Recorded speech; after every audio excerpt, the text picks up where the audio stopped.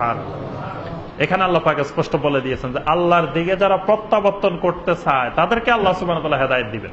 আল্লাহ সুবহানাহু ওয়া তাআলার দিকে প্রত্যাবর্তন করতে চায় না, তাকে আল্লাহ পাক হেদায়েত দিবেন না। ওয়া মা তাফাররাকু ইল্লা মিন বা'দি মা জাআহুমুল ইলমু বাগিয়াম বাইনাহুম। রব্বুল আলামিন বলেন, তাদের কাছে সুস্পষ্ট ইলম এসে যাওয়ার পরেও তারা দলাদলি করেছে। বাগিয়াম বাইনাহুম, এই ফিরকাবাজির ইফতিরাকের মূল কারণ হলো বাগিয়াম বাইনাহুম, পরস্পরে হিংসা বশত, শত্রুতা বশত। তাহলে ফেরকাবাজির ইফতিরাকের মূল কারণ হলো একজন আরেকজনের প্রতি হিংসা বশত।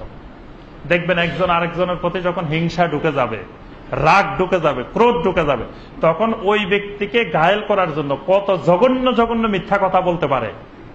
মানে একজনকে যদি আপনি অপছন্দ করেন, যে তখন ইফতিরাক করেন, যে একটা দলবাজি করেন, যে সে এক গ্রুপের, আমি এক গ্রুপের, বাস এবার ওই গ্রুপের লোকদেরকে স্তব্ধ করার জন্য যত রকমের মিথ্যা, যত রকমের ধোঁকাবাজি, যা বলার দরকার সব বলে। সবচেয়ে আশ্চর্যজনক, আল্লাহু আকবার, এই যে ডাক্তার জাকির নায়েক হাফেজাহুল্লাহ, তার ব্যাপারে মারাত্মক মারাত্মক মিথ্যা কথা। মানে ওই দিন একজন আমাদের দেশের আলেম, বড় আলেম, তিনি বলতেছেন যে জাকির নায়েক নাকি বলছে কোরআনে ভুল আছে। কত বড় ডাহা মিথ্যা কথা। পরবর্তীতে যে আলোচনার কথা বলছেন, যে ওই আলোচনার মধ্যে জাকির নায়েক বলছে কোরআনে ভুল আছে। পরে ওই আলোচনাটা আমি শুনেছি, শুনে দেখলাম যে নাউজুবিল্লাহ, মানে ডাক্তার জাকির নায়েকের ধারে কাছেও নাই কোরআনে ভুল আছে, বরং উনি খণ্ডন করছেন যে কোরআনে ভুল নাই। এটা একজন অমুসলিম বলছে যে কোরআনে অমুক অমুক জায়গায় ভুল আছে, ডাক্তার জাকির নায়েক বলছে যে এটা ভুল না। এটা এই বিষয়গুলো উনি আরবি ব্যাকরণের দিক, তারপরে বালাগাতের দিক, বিভিন্ন বিষয় উনি আলোচনা করে প্রতিষ্ঠিত করছে যে কোরআনে কারিমে ভুল নাই। যে লোকটা অমুসলিমদের সাথে, মুশরিকদের সাথে প্রতিষ্ঠিত করলেন যে কোরআনে ভুল নাই, ওই লোকটাকে আরেকজন এই দেশের আলেম, তিনি বলতেছেন যে জাকির নায়েক বলছে কোরআনে নাকি ভুল আছে। নাউজুবিল্লাহ, কত বড় ডাহা মিথ্যা কথা। মানে দলবাজি ঠিক রাখার জন্য, নিজের দল ঠিক রাখার জন্য, যে আরেকজনকে ঘায়েল করার জন্য আল্লাহ পাক বলছে বাগিয়াম বাইনাহুম। এটা হলো এই যে ইফতিরাক, দলাদলি তৈরি হয় হিংসা বশত, ক্রোধ বশত। মানে জাকির নায়েক আমার দলের মানুষ না, সুতরাং তারে যত রকমের মিথ্যা কথা বলে, যত কথা বলে ঘায়েল করা যায়, তারা এটা হলো ইফতিরাকের মূল কারণ, দলবাজির মূল কারণ। ডাক্তার জাকির নায়েক হাফেজাহুল্লাহ, তিনি কখনো বলেন নাই যে আমি মুফতি সাহেব। উনি বলছেন আমি মুফতি সাহেব, উনি বলছেন আমি বড় মাওলানা, উনি বলছেন আমি বিশাল আলেম উপমহাদেশের, কিচ্ছু বলেন না। উনি বলছেন আমি আল কোরআনের একজন স্টুডেন্ট, কোরআনের একজন ছাত্র। তো উনাকে আপনি ছাত্র হইতেও দিবেন না, ছাত্র হওয়া অপরাধ। শিক্ষক তো হন নাই, আপনাদেরকে উনি শিক্ষক বলছেন। উনি বলছে এই উপমহাদেশে সারা বিশ্বের আলেম যত আছে তারা আমার শিক্ষক, আমি হইলাম তাদের ছাত্র। তারা আপনি ছাত্র রাখবেন না, ছাত্র হওয়া অপরাধ। এখন উনি যে কথাগুলা বলেন, এই কথাগুলা তো উনি বলেন না, এই কথাগুলাই 1400 বছর ধরে হাজার হাজার লক্ষ লক্ষ ওলামায়ে কেরাম বলে আসছেন। এবং বর্তমান বিশ্বে, আরব বিশ্ব, পুরা ইউরোপ, পুরা আমেরিকা, তারপরে এশিয়ার বিশাল অংশ, এই সকল উপমহাদেশের লক্ষ লক্ষ আলেম উনার কথাগুলাই বলতেছেন। তাদের দোষ নাই, একমাত্র দোষ হলো মানে তার উপরে। ডাক্তার জাকির নায়েক যে কথাগুলো বলেন, সেই কথাগুলো উনি নিজের থেকে বলেন না। আমি উনার প্রত্যেকটা কথা মিলাই মিলাই দেখেছি, উনার একটা কথাও উনি নিজে বলেন নাই। সেম কথাগুলা সৌদি আরবের ওলামায়ে কেরাম যে কথাগুলো বলছেন, ওই কথাগুলাকে উনি বলেন।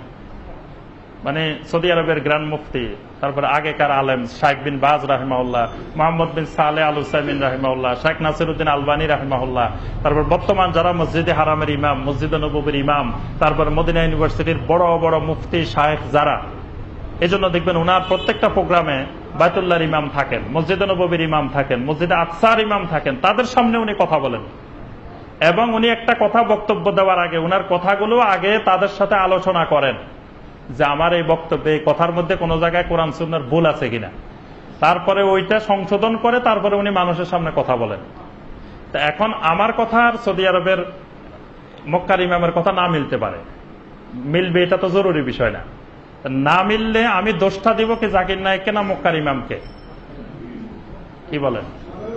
জাকির নায়েক তো তিনি ও আরেকজনের কথা বলতেছেন, তাহলে যার কথা বলতেছেন দোষটা তো তার।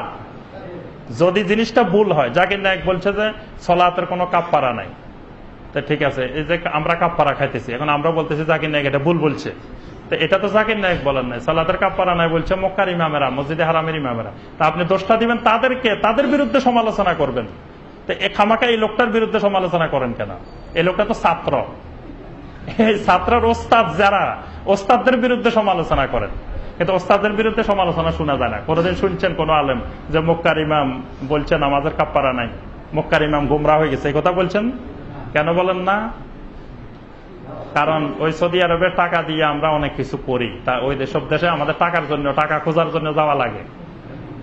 তো তাদের বিরুদ্ধে যদি আমরা ফতোয়া দিই, আবার তাদের থেকে টাকা পাইতে সমস্যা আছে। কিন্তু জাকির নায়কের বিরুদ্ধে ফতোয়া দিলে তো টাকার কোনো সমস্যা হয় না, কারণ ইন্ডিয়ার আর কে বা কত টাকা আমাদেরকে দেয়। এই জন্য তার মানে সরল মানুষ পাইলে, মানে নিচু মানুষ পাইলে তাকে মানে যত রকমের বলা যায় অসুবিধা নেই, কিন্তু শক্ত মানুষ পাইলে তার ব্যাপারে বলতে আমরা খুব ভয় করি। তা আমি এখানে এই কথাটাই জন্য বললাম, আল্লাহ পাক বলছে ওয়ামা তাফাররাকু ইল্লা মিন বাদি মা জাআহুমুল ইলমু বাগিয়াম বাইনাহুম। এই যে ইফতারাকটা, দলাদলিটা তৈরি হয় কেন? বাগিয়াম বাইনাহুম, তাদের পরস্পরের ক্রোধবশত, হিংসাবশত দলাদলি তৈরি হয়। মানে আরেকজনকে আমি পছন্দ করি না, বাস এবার তার ব্যাপারে যত মিথ্যা কথা বলা যায় সব মিথ্যারে আমি জায়েজ বানাই ফেলছি।